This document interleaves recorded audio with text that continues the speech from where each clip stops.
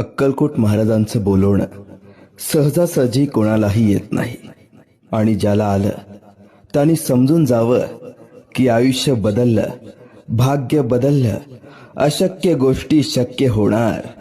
जे भाग्यात नाही ते गुरु कृपेने मिळणार. म्हणून लक्षात घ्या, कधी स्वामींचं बोलावणं आलं तर स्वामींचा आशीर्वाद समजा आणि निसंकोच अक्कलकोटची धाव घ्या. स्वामी होते, स्वामी आहेत, स्वामी कायम राहणार. त्या आईची माया त्यांच्या लेकरावर कायम आहे. जीव हा तुझ्या सेवेशी अर्पिला सम